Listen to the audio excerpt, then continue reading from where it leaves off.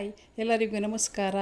ಬನ್ನಿ, ನಾನು ಇವತ್ತು ಮಲೆನಾಡಿನ ಸಾಂಪ್ರದಾಯಿಕ ಸಿಹಿ ತಿನಿಸಾದ ಸಿಹಿ ಕುಂಬಳಕಾಯಿಯ ಕಡುಬನ್ನು ಮಾಡೋಣ. ತುಂಬ ರುಚಿಯಾಗಿರುತ್ತೆ. ತುಪ್ಪದೊಟ್ಟಿಗೆ ಅದ್ದು ತಿಂತಾಯಿದ್ರೆ ಆಹಾ! ಇದನ್ನು ಮಾಡೋದಂತೂ ತುಂಬ ಸುಲಭ. ಕೇವಲ 4-5 ಪದಾರ್ಥಗಳಿಂದ ಮಾಡೋವಂಥದ್ದು.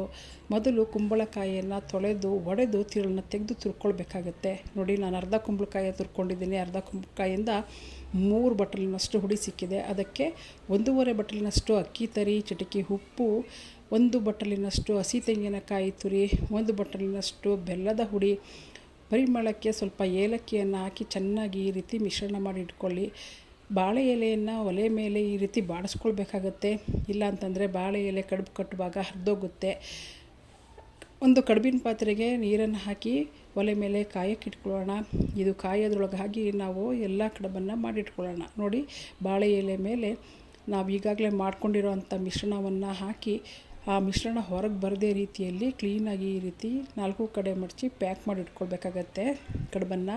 ಎಲ್ಲ ಕಡುಬನ್ನು ಇದೇ ರೀತಿ ಪ್ಯಾಕ್ ಮಾಡಿ ಇಟ್ಕೊಂಡ ನಂತರ ಕಡುಬಿನ ಪಾತ್ರೆ ಒಳಕ್ಕೆ ನೀಟಾಗಿ ಜೋಡಿಸಿಟ್ಟು, ನೋಡಿ ಈ ರೀತಿ ಜೋಡಿಸಿಟ್ಕೊಂಡು ಮುಚ್ಚಳವನ್ನು ಮುಚ್ಚಿ ಸುಮಾರು 40ರಿಂದ 45 ನಿಮಿಷಗಳ ಕಾಲ ಬೇಯಿಸ್ಕೋಬೇಕು. ಚೆನ್ನಾಗಿ ಬೆಂದ ನಂತರ ಬಿಸಿ ಬಿಸಿಯಾದ ಕಡುಬು ರೆಡಿ. ಇದನ್ನು ತುಪ್ಪದೊಟ್ಟಿಗೆ ಸರ್ವ್ ಮಾಡಿ. ಬಹಳ ರುಚಿಯಾಗಿರುತ್ತೆ. ಚಿಕ್ಕ ಮಕ್ಕಳಿಂದ ದೊಡ್ಡವರವ್ರಿಗೆ ತುಂಬ ಇಷ್ಟಪಟ್ಟು ತಿಂತಾರೆ. ನೀವು ಟ್ರೈ ಮಾಡಿ ನೋಡಿ. ಇಷ್ಟ ಆದರೆ ಲೈಕ್ ಮಾಡಿ, ಶೇರ್ ಮಾಡಿ, ಕಮೆಂಟ್ ಮಾಡಿ, ನನ್ನ ಚಾನಲ್ನ ಸಬ್ಸ್ಕ್ರೈಬ್ ಮಾಡ್ಕೊಳ್ಳಿ.